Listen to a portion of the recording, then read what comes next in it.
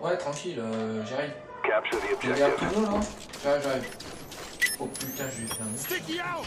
Headquarters located. Ställ skadorna! Oh non. Il doit être à 1,5 de ratio là, facile. Tranquille. Je me mets. Spy plane ready for deployment. Oh putain, c'est mon patron. Oui, bonjour. Ouais, je suis malade là, je suis au lit avec 52 fièvre. Non, je me fous pas de votre gueule, hein. En plus je tousse.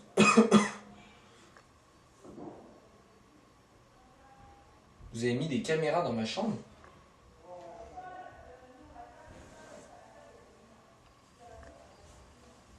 Ouais, mais non, mais là en fait je me suis levé, ça va mieux, c'est pour ça. D'accord. Je dois faire une review sur l'AK-47 Splatnaz. Ouais, non, mais là ça doit être la 4ème AK, et en plus c'est tous les mêmes. J'ai 45 minutes. Allô? Allô? Allô? Allô? Putain, raccroché. Allez, c'est parti.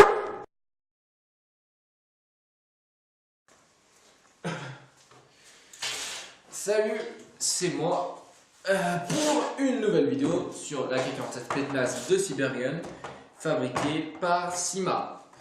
Voilà, donc avant de commencer cette vidéo, je voulais annoncer sur ma chaîne, donc forcément oui, pour 2015 que je devais commencer mes vidéos normalement, voilà, avec quelqu'un d'autre, mais bon, c'est pas facile. Bon bref, c'est pas le plus important. Voilà, on passe à la réplique, je veux dire ses caractéristiques essentielles. Donc, magnifique réplique, je vous la montre quand même avant.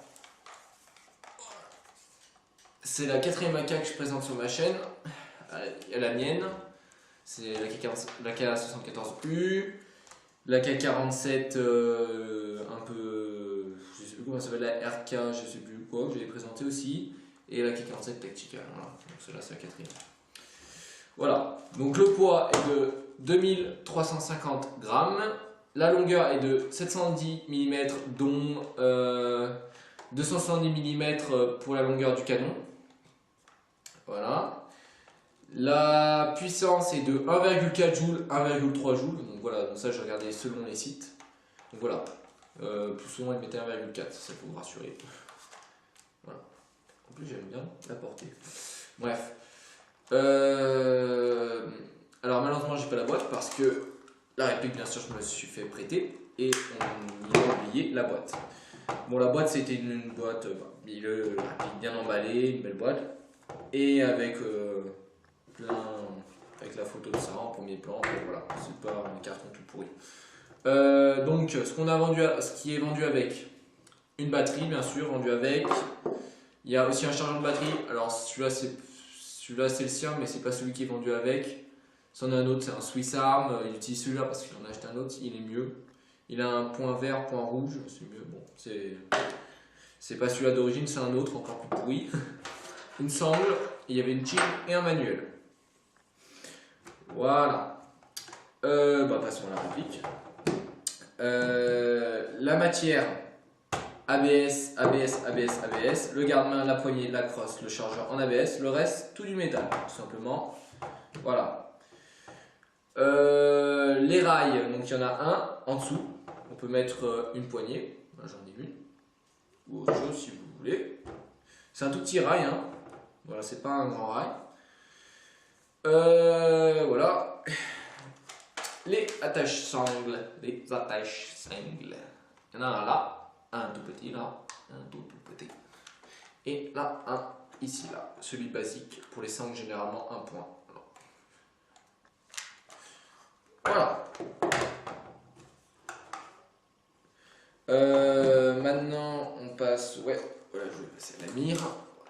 Donc la mire avant, celle qui est là, elle est réglable avec une espèce de clé Allen, il me semble, ou autre chose, je ne sais pas ce que c'est. Bon, j'en ai pas une, je l'ai pas sur moi, mais voilà, c'est lui qui l'avait. Voilà, pour régler la mire. Voilà. Régler la hauteur de la mire, mais bon, généralement ça sert à vraiment rien. Parce que si on n'a pas de red dot, ça sert à rien de viser avec la mire, ça sert même à rien carrément de viser avec. Voilà. Et sachant que si vous voulez mettre un red dot dessus aussi, je le dis au passage, il faut acheter un rail qui s'accroche ici, là, et vous pouvez mettre un red dot dessus. Bon bref, voilà, comme ça. Et ici, vous en avez un là qui peut se baisser. Vous pouvez changer un peu la dimension du trou en quelque sorte, on va dire ça comme ça, du U, voilà, du U. Voilà, en faisant basculer ça. Voilà, c'est limite plus pour décorer que pour viser avec. Hein. C'est pas un truc hyper précis en plus. Bon, voilà. Voilà, et on va passer à ceci. Le cache-flamme que je trouve particulièrement laid. J'ai le même son de la 474, j'ai acheté un silencieux. Voilà, c'est celui de base, je me suis un peu habitué, mais c'est vrai qu'il n'est pas très beau, je trouve. Hein. Honnêtement, esthétiquement, il n'est pas beau. Voilà, donc pour l'enlever, il y a un petit teuteux. Alors, j'ai un peu. Donc, on peut l'enlever avec les doigts. J'ai enlevé le chargeur.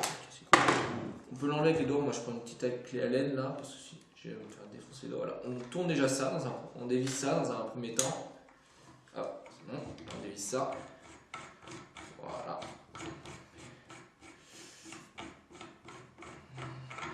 Voilà. Une fois ça enlevé, voilà, on peut enlever encore un truc. Il y a encore un truc à enlever. Et là, on aura besoin de la clé à laine. Encore. Donc la clé à laine. Voilà. Et encore. Alors là, il y a un petit truc à dévisser. Ici. Voilà. Alors c'est une toute petite clé à laine qu'il faut. Et il faut dévisser un truc. Voilà. Il faut l'enlever. Voilà. C'est une toute petite vis minuscule. Toute minuscule. Je ne sais même pas si vous pouvez la voir. Voilà, toute petite. Non, je crois que vous la voyez même pas. Bon, bref, on s'en bat les reins. Et vous dévissez encore un truc. Ah non, c'est dans ce sens, voilà. Allez, vas-y, j'ai pas la force pour l'enlever. C'est dans le sens horaire, je crois, pour celui-là. Donc c'est dans ce sens.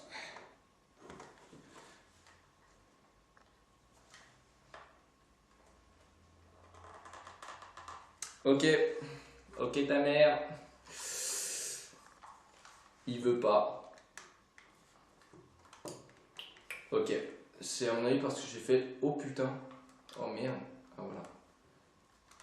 Ça a marché. Ah voilà, c'est bon. Bon voilà, voilà. Alors je vais remettre sur la vidéo. Voilà, là. Enfin sur le cadre. Voilà, on dévisse ça. Voilà, donc en gros il y a encore un truc à dévisser après ça.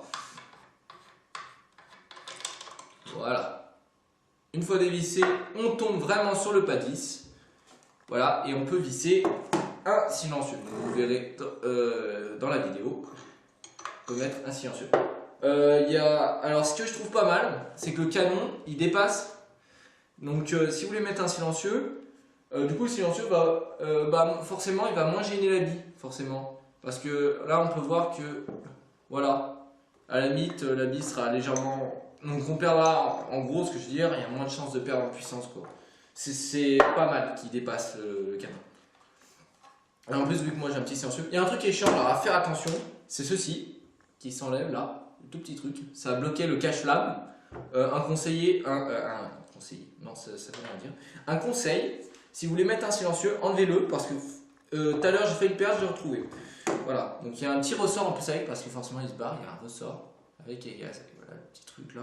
Donc voilà, si vous voulez mettre un silencieux, enlevez-le parce que moi j'ai vraiment fait le perdre. Surtout quand j'ai tiré avec. Voilà. Et si vous mettez le cache-flamme, enlevez-le pas, hein. Ça sert absolument à rien. Donc voilà. Donc là, on peut revisser ceci. Sauf que je vais y repasser 2 heures.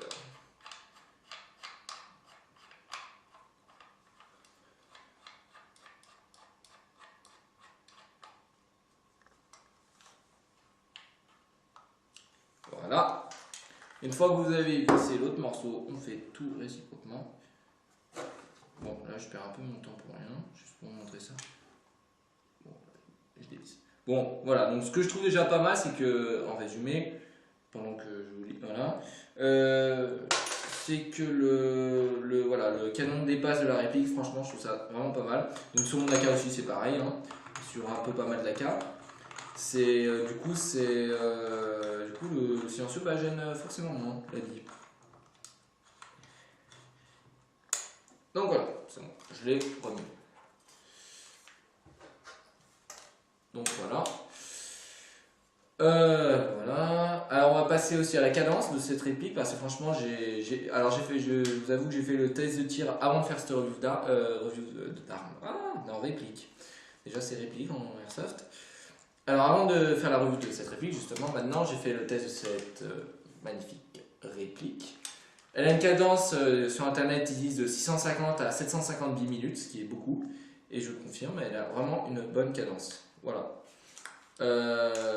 Une cadence de malade. Ainsi qu'une portée qui reste correcte. Même très correcte. Voilà. Maintenant le up-up. Alors le up-up, comme tout dessous, tous les AK, elle est là. Je vais mettre ma petite lumière.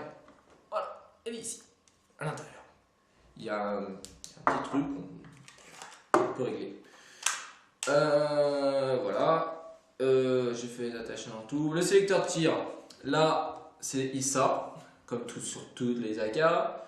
La sécurité, là, on passe en non, c'est automatique, je crois, au milieu, et après semi. Voilà, automatique, semi-automatique.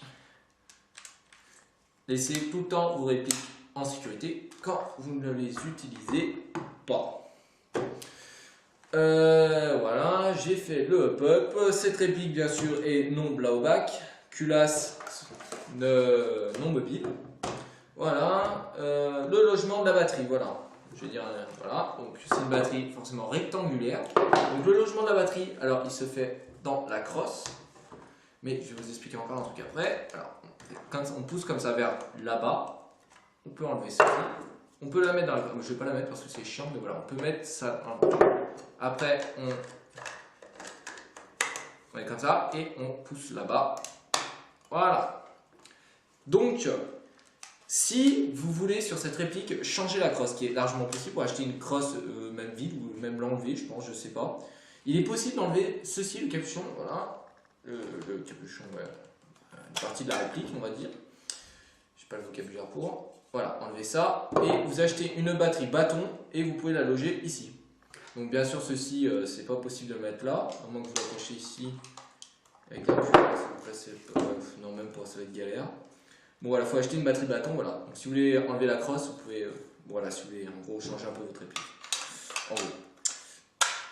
Et ça je l'ai enlevé et on est reparti pour 10 minutes. Ah non, c'est bon. Voilà. Donc voilà le logement de la batterie. Bien sûr, crosse non rétractable. Je crois que j'ai tout dit dessus, il me semble. Donc on va passer au prix.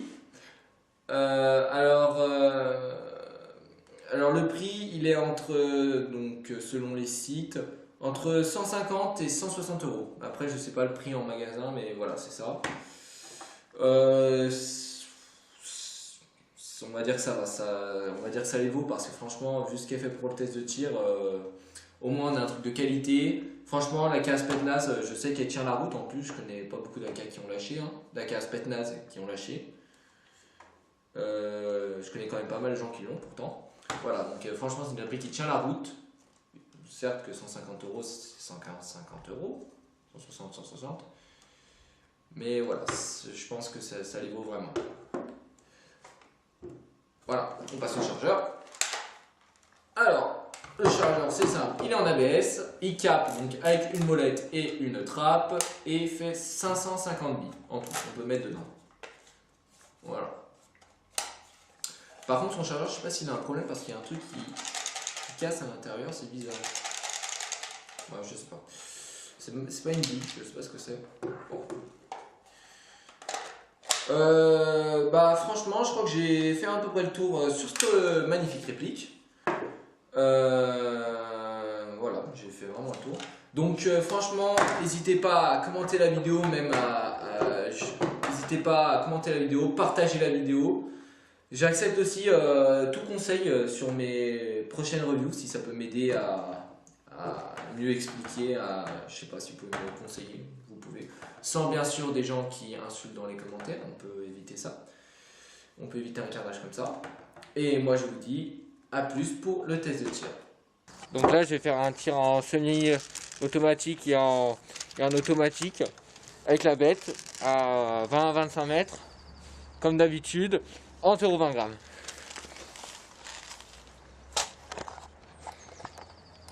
Alors, je vais essayer de cadrer.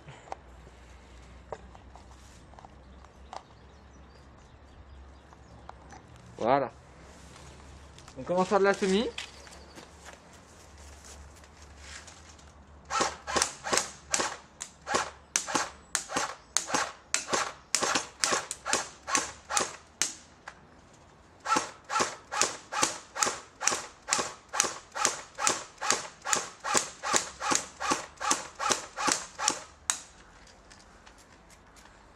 Voilà, je fais un peu de rafale.